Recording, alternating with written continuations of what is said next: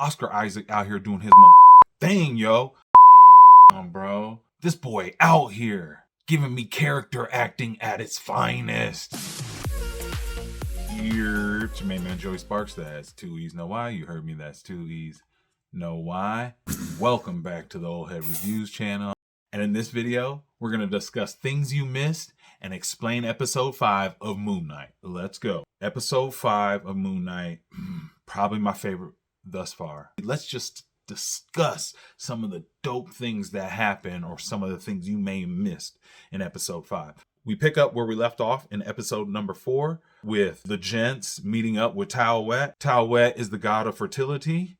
And in this afterworld, she is taking the boys to the afterlife. So yes, at this moment, they are dead. She also drops a small gem about the ancestral plane from Black Panther, where he went to go visit his dad. The Panther goddess Boss, she's supposed to be part of that Inet group of 9 that Steven was discussing at the beginning. Tao-Wet takes the boys on the boat ride to be judged. And if you notice, they foreshadowed this boat in Steven's water tank earlier in the season. While on this boat, she takes the boys' hearts and puts them on the scales of justice to be weighed against a feather to see which way they go in the afterlife. If they'll end up in the sand forever or they'll make it to the field of Reeves, right? But of course, the scales aren't balancing because Steven isn't balanced. So Tao-Wet says, get in there and address the things that you haven't discussed with one another. And so as they walk down the psychiatric ward hallway, they're looking into certain doors, which are like certain memories and things like that. And you see the scene from the bathroom where Mark is going ham on one of the jackals. You see Khonshu and Mr. Knight turning back the night sky, which actually Mark hadn't seen yet. And then we start to get into the trauma. And I think this is, once again, what gives the show its meat and potatoes. So we eventually get some backstory upon Mark as a young child. Mark has a brother. Mark and his brother went off into the forest, into the caves,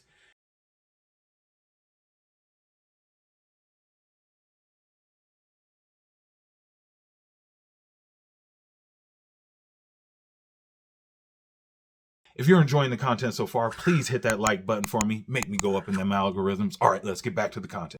And their mom said, don't go in there when it's raining. Well, of course, when they go in there, it ends up filling up with water too fast before they can get out, and his younger brother dies.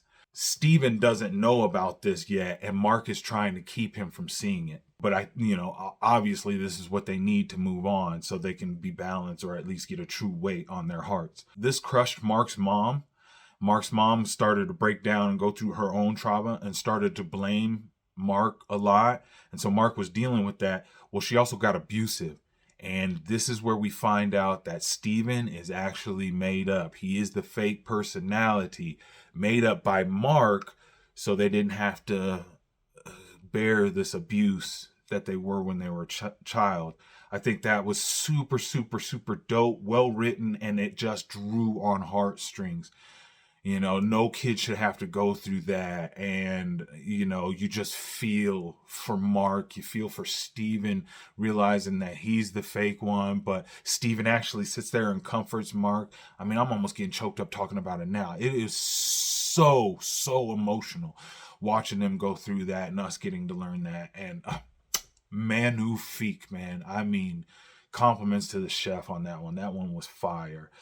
Still some more back and forth through the psych ward Dr. Harrow's office.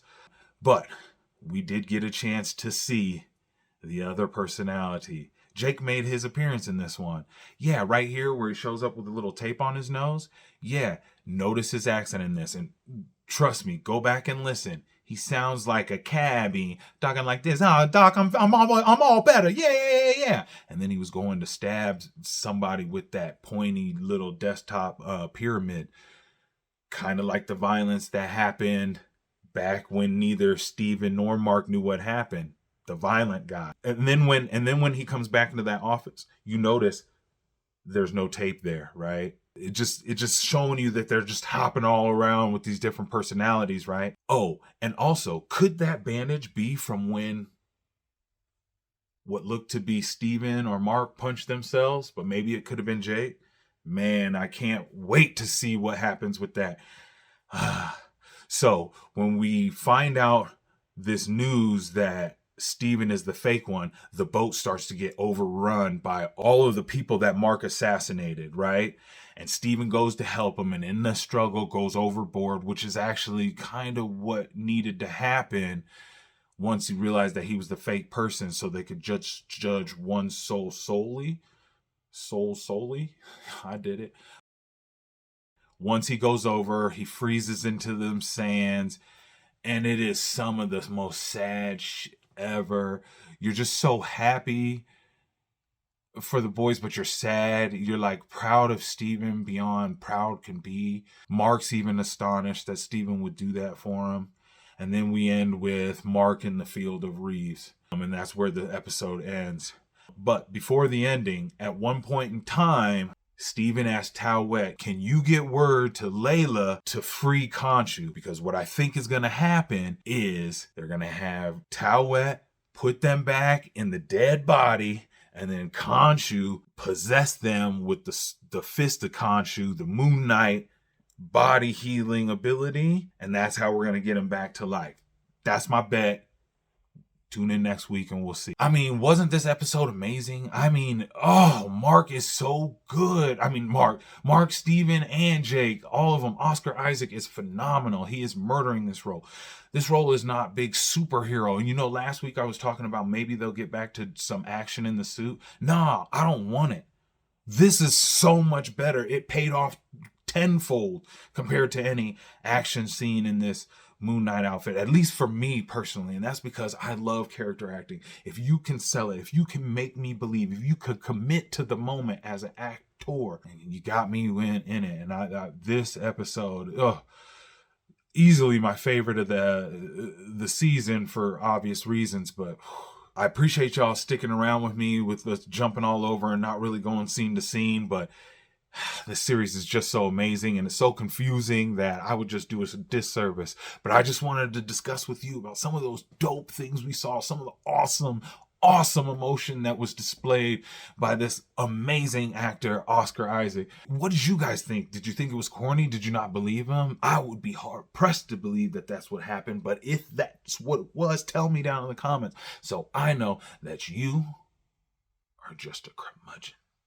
that you don't like real emotions. You don't like crying.